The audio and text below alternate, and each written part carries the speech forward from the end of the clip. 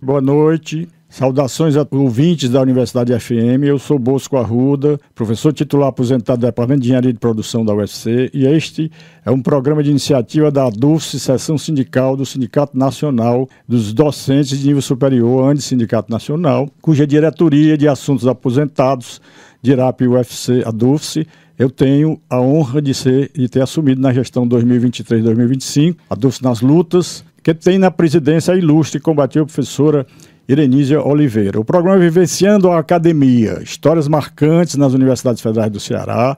Objetivo: entrevistar docentes aposentados ou com tempo de aposentadoria, mas ainda na ativa. Pretende-se que os relatos de histórias marcantes nas Universidades Federais do Ceará, UFC, UFCA e Unilab, demonstrem a importância do trabalho dos docentes das universidades públicas e gratuitas no desenvolvimento de suas áreas de especialização e dos setores nacionais das ciências básicas, tecnológicas, de saúde e humanas, principalmente no que tange ao desenvolvimento regional. A entrevistada de hoje é a professora titular Cláudia Linhares Salles, do Departamento de Computação da UFC, onde se graduou em 1977. Possui mestrado em Engenharia de Sistemas e Computação pela Universidade Federal do Rio de Janeiro em 1990 e doutorado em Informática e Pesquisa Operacional pela Universidade de Grenoble, Científica e Medical Joseph Fourier, em 1996. Fez o pós-doutorado no INRIA, Sofia, França, e no Simon Fraser University, em Vancouver, no Canadá, em 2015 e 2016. Ocupou diversos importantes cargos, tais como diretora científica da Fundação Cearense de Pesquisa e Cultura, FUNCAP, de 2010 a 2014, secretária regional da Sociedade Brasileira para o Progresso da Ciência, SBPC, no biênio 2017-2019, onde hoje exerce o cargo de secretária-geral, gestão 2023-2025. Foi membro de vários comitês científicos da CAPES, CNPq e da Comissão de Direitos Humanos da UFC em 2018 e 2021. Membro do corpo docente da linha de pesquisa, linha de algoritmos do mestrado de computação e doutorado de ciência da computação. Atualmente é conselheira da Seara da Ciência da UFC. Tem vasta experiência em ensino, pesquisa e na área de ciência e computação, com ênfase em teoria dos grafos e algoritmos, atuando principalmente nos temas de coloração e decomposição de grafos. Vou falar no minuto da greve. Nós, das Universidades Federais, hoje estamos com 51 Universidades Federais e 7 IFES vinculados ao ANDE, Sindicato Nacional, em greve por melhores condições de trabalho, reajuste salarial e modificação de carreira. Foi uma assembleia em que nós renovamos a contraproposta que o governo nos colocou com relação às nossas reivindicações. Boa noite, professora Cláudia, obrigado pela participação neste programa. Gostaria de iniciar essa entrevista, bate-papo, com a seguinte pergunta: como você, ante tantas atividades acadêmicas e institucionais e considerando que já podia estar aposentada, consegue tempo para o lazer? Obrigada, professor Bosco. Boa noite a todos os ouvintes da Rádio Universitária. É um prazer estar aqui, é um prazer muito grande aceitar, né, o seu convite. Agradeço.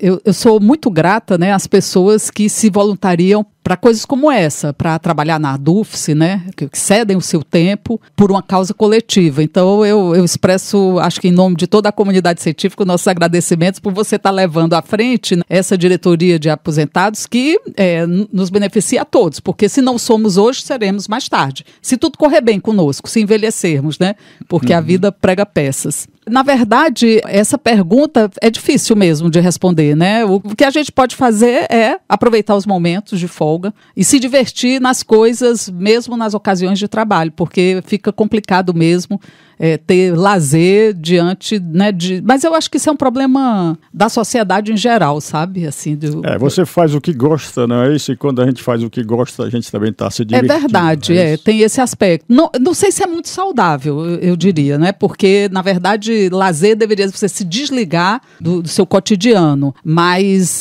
a gente não tem muito sucesso, em geral, para conseguir fazer isso completamente. Com relação a algumas perguntas pessoais, onde nasceu e estudou até a tua formação pré-universitária? Você seguiu algum exemplo familiar? Se foi influenciado por alguma professora? Eu nasci na cidade de Crateús, né? Na verdade, de uma família bastante grande, né?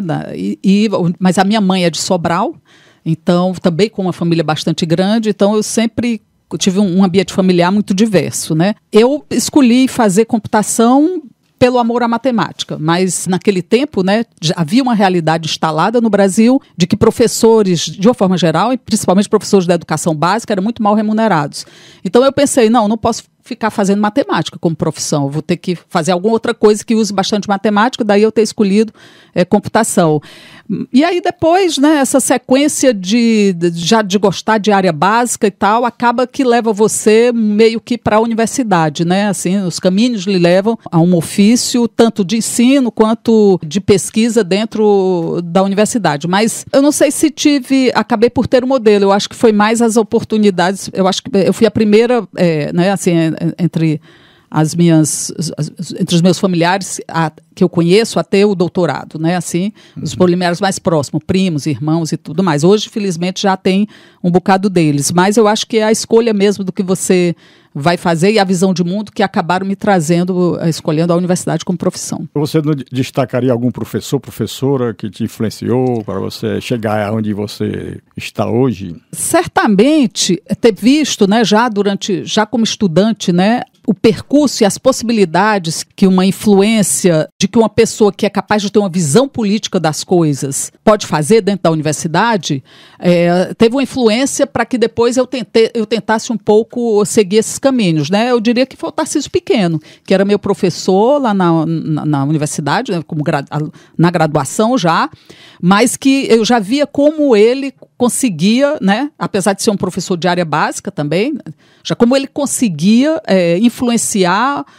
decisões, né, estratégicas do departamento e da universidade. A família Pequeno parece que era grande na computação da UFC, né? Eram três, né, Pequeno. Com relação à tua contribuição e da equipe, normalmente a gente na universidade trabalha em equipe, né, com os orientados, com os colegas, né, em trabalho de pesquisa, principalmente. No campo da pesquisa e extensão, quais foram os impactos científicos, práticos dos trabalhos que desenvolveste na UFC e nas entidades de fomento à pesquisa e desenvolvimento? Eu vou começar pela UFC, né? Eu muito me orgulho, claro que nada se faz sozinho, você sabe, né, professor Bosco, que a gente só trabalha em equipe mesmo. Eu me orgulho de duas contribuições grandes, né, que eu acho acadêmicas, né, na UFC. Afinal de contas, acabam sendo acadêmicas e políticas. A primeira é de eu estar na coordenação do nosso programa de pós-graduação, quando a gente passou para 4 e conseguiu criar o doutorado.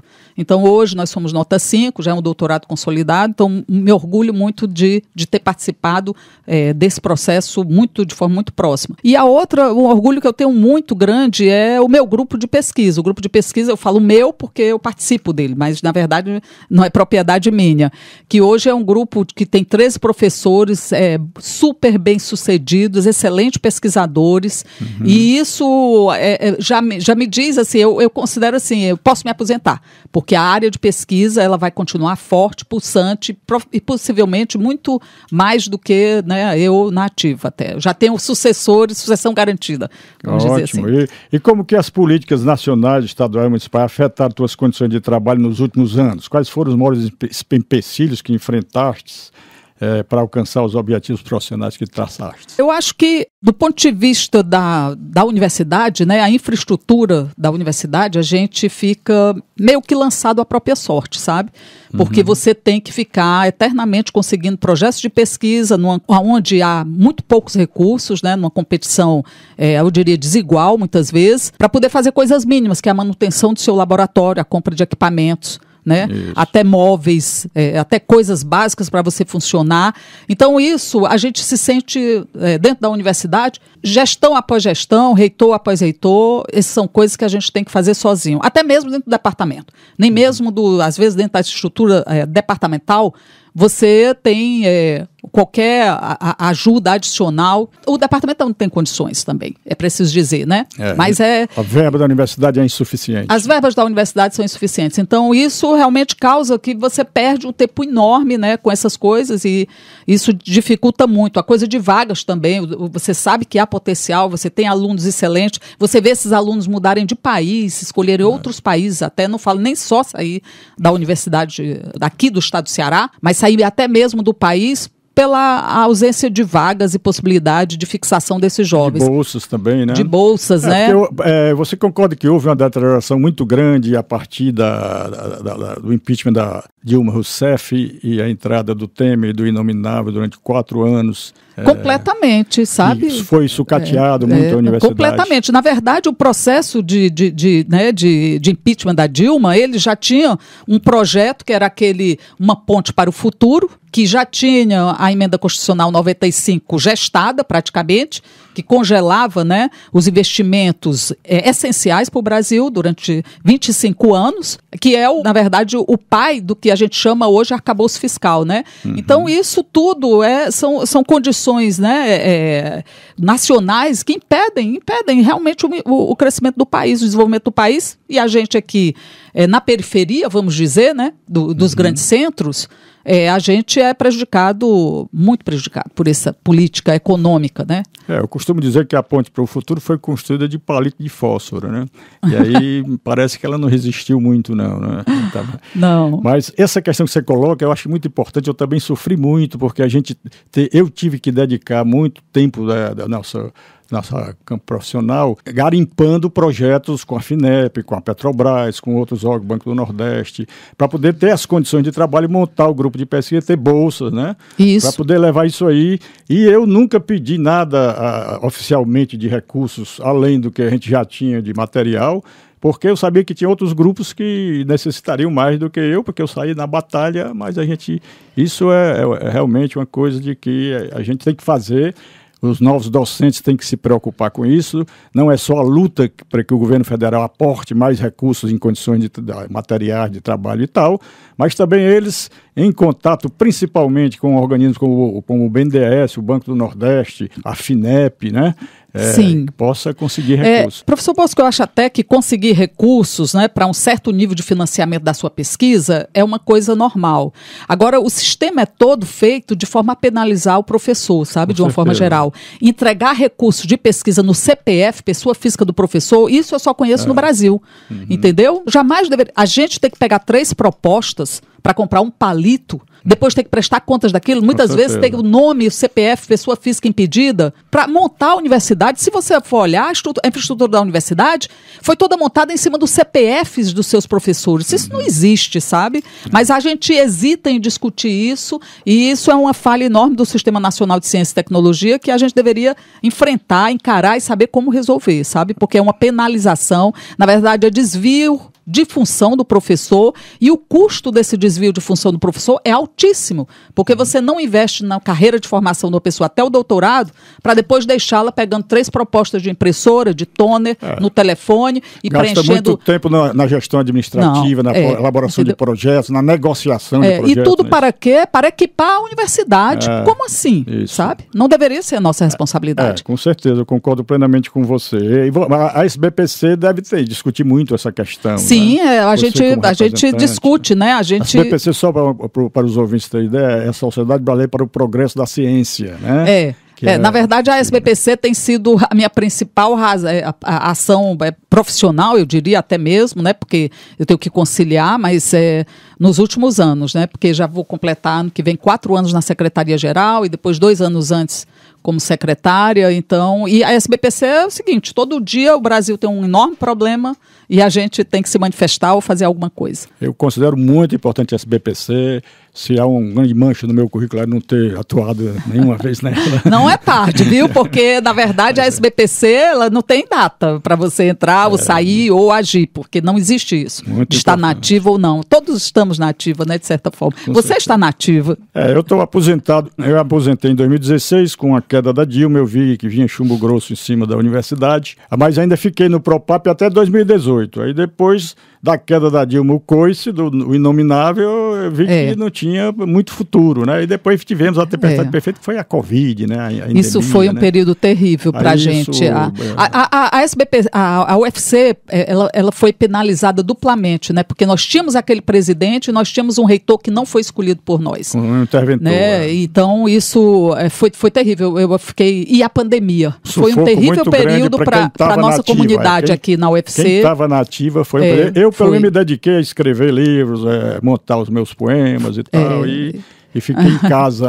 E andando em casa, eu andava no Cocó, mas tive que andar no... Foi um período traumatizante mesmo para nós. Traumatizante. Mas aí, mudando só um pouco de assunto, falando de uma questão que hoje está muito em voga, que o que você acha do tão debatido e polêmico desafio da inteligência artificial no que concerne a manipulação psicossocial dos povos pelas elites dominantes dos países? Na verdade, isso se dá com qualquer tecnologia praticamente, né? Qualquer tecnologia no sistema capitalista, se ela sobrevive, ela está a serviço da dominação de uma minoria da grande maioria. Ela está a serviço da geração do capital e da expropriação do trabalho, e das mentalidades e das condições de vida e dignidade humana. Essa é a receita do capitalismo. Essa ferramenta, existe muita confusão a respeito de inteligência artificial, porque até do ponto de vista de intimidação das pessoas, do ponto de vista do lobby de quem quer ganhar dinheiro com isso, tudo em computação passou a ser inteligência artificial. Um mero algoritmo passou a ser inteligência artificial. Um sistema qualquer passou a ser inteligência artificial. Então, hoje há uma grande confusão do que é realmente inteligência artificial. Então, essa é uma questão que a gente deve se apropriar, né, desse conceito e entender o que é, e entender até onde pode se chegar com isso. Né? Será que ela vai substituir a inteligência natural? Olha, se o capital decidir que é mais interessante, ela vai. Isso. Ela vai. No livro que eu aproveitei a epidemia da Covid para escrever para os jovens, eu falo sobre a teoria de sistemas, usando conceitos para mostrar o mecanismo de manipulação psicossocial que você pode passar, né, se você der muita credibilidade às fontes de informação e não cruzar informações, né, não ver o contraditório. Então, realmente a internet é uma tecnologia maravilhosa, né? O celular, mas toda tecnologia não é boa nem má em si, ela pode servir a dois senhores, como se diz. Por isso, Bosco, que eu acho que a única forma de você combater e tentar e resistir é a educação. Mas não necessariamente a educação no nível superior já talvez até seja um pouco tarde. A gente tem que lutar pela educação básica, pela qualidade, deve ser a bandeira de cada professor aqui na universidade. Professora Cláudia, com relação a essa coisa da inteligência natural, eu acho que a inteligência natural é a base do processo libertário humano, né? Como eu gosto de ler muito sobre neurociência, e eu lendo o livro do Damásio, Antônio Damásio, que dirige um estudo do cérebro nos Estados Unidos, ele é português, o livro se chama E o Cérebro Criou o Homem. Ele fala que nós usamos no máximo 5% do potencial do nosso hardware, né? Sim. E o nosso potencial humano é como a gente comprar um iMac para fazer as 4 operações, né? Você tem um espaço enorme, um potencial enorme de exercer isso aí. E para mim o processo libertário está exatamente no uso cada vez mais intensivo da inteligência natural, que é usar o cérebro humano numa educação libertária. É um processo libertário que a gente não vai poder ser manipulado por informações de fontes que a gente às vezes dá credibilidade demais. Sim. Quer dizer, o problema da crença. Aí também outro livro que eu cito desse meu livro para os jovens é o livro do inglês, um estudioso das religiões, que chama Crença, Nossa Invenção Mais Extraordinária. Então ele faz um apanhado das religiões e mostra como que o processo civilizatório foi perturbado por crenças as mais diversas e as mais estapafúrdias também. Sim. Né? O que é que você acha disso? Eu acho que, na verdade, eu acredito profundamente na estrutura de um Estado laico, de uma educação laica, sabe? Por conta disso, porque eu acho que são coisas separadas, são esferas separadas, sabe? A fé, o que você chama a fé, ela não deveria jamais ser misturada com a política, né? Porque a gente vê o malefício que isso traz, né? O uso das religiões como instrumento de dominação Isso perpassa toda a nossa história. Crimes horrorosos foram e vêm sendo cometidos, guerras horrorosas. Tudo isso é justificado com o injustificado, né, que é por motivos religiosos, perseguições, a Inquisição. A Inquisição, antigamente, o homem ou a mulher que fazia um experimento químico era considerado bruxo e ia para a fogueira morrer, pois é, né? Então, porque na verdade, em nome... Não podia avançar a ciência com a em nome de algum Deus, ou de alguma coisa, né, se permite crimes horrendos contra a humanidade, contra os direitos humanos. Então, essa coisa deve estar separada do Estado, porque o Estado ele deveria prover, né, uma estrutura e os meios para uma existência digna de todas as pessoas e de forma que elas pudessem realizar o seu potencial. E esse potencial que eu falo é o mesmo que você está falando, é que a sua inteligência permite. E essa inteligência, ela está lá. O que a gente deve fazer é simplesmente deixá-la florescer, estimulá-la. Isso se faz com uma educação... Que é o nosso papel. Né, que é o nosso papel. Isso se faz com a educação, que é onde a gente trabalha. Então, na verdade, a gente nem deveria... fazer muita coisa, só não perturbar, não coibir a manifestação dessa inteligência. Mas, na verdade, o que é que faz o Estado, na maioria dos lugares, e os políticos, e toda a educação, na verdade, e todo o moralismo da nossa sociedade, ela faz coibir a manifestação e podar a manifestação dessa inteligência. No meu livro, o personagem sempre diz que a elite dominante sempre vai ser contra o processo libertário humano, né? Porque Sim. o processo libertário não cria a igualdade, não é isso? Não é. Essa é a igualdade do ponto de vista da liberdade. Você sabe até onde vai o seu direito e até onde tem os seus deveres, né? Que é, por exemplo, o conceito do comunista marxiano ou do super-homem nietzscheano, de Nietzsche, né? São mais um conceito de indivíduos altamente transcendentes.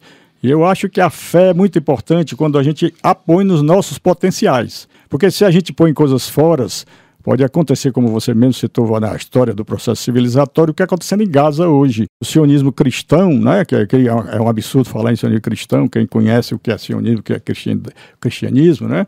Mas o pessoal fala aí, usa. Tem muito intermediário divino mandando mensagens aí que as pessoas que não são bem esclarecidas ou desavisadas acreditam, né? Sim. E isso tem gerado, por exemplo, o que hoje está acontecendo em Gaza. Havendo um genocídio em Gaza por conta dessa questão, né? Do sionismo, que é uma casta misturada com religião, uma casta política, que quer simplesmente dizimar o povo palestino, não é isso? Sim. Só para a gente encerrar, eu vou te fazer uma pergunta e deixar você falar as palavras finais. Como que você vê a importância dos sindicatos em relação à defesa dos direitos e da formação de visão de mundo, política, cultural e social, dos e das docentes? Bosco, eu acredito que o sindicato, como organização, né, trabalhista, né, de organização dos trabalhadores, ela é fundamental. Agora, os sindicatos, em todos os lugares, em todos os países, em todos os mundos, eles também são feitos por pessoas. E essas pessoas não estão isentas de erros. Com certeza. Então, na verdade, o sindicato, ele é o mesmo...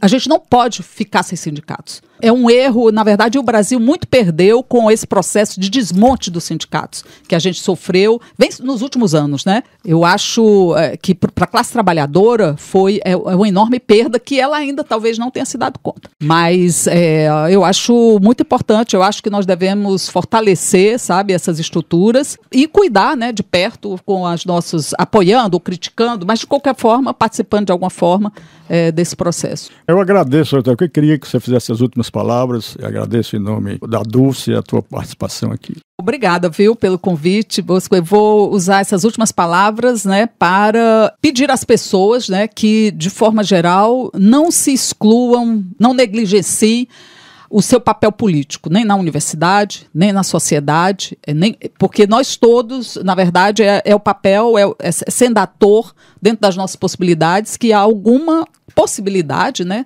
de mudança desse cenário do Brasil, que ao mesmo tempo que a gente tem muita esperança com a mudança de governo, de que a gente enfrente dias melhores, a gente vê que esses dias melhores eles estão longe. Então é preciso uma ação e eu peço que dentro das nossas possibilidades todos trabalhemos aí. Obrigado. Muito obrigado, então. Boa noite aos ouvintes.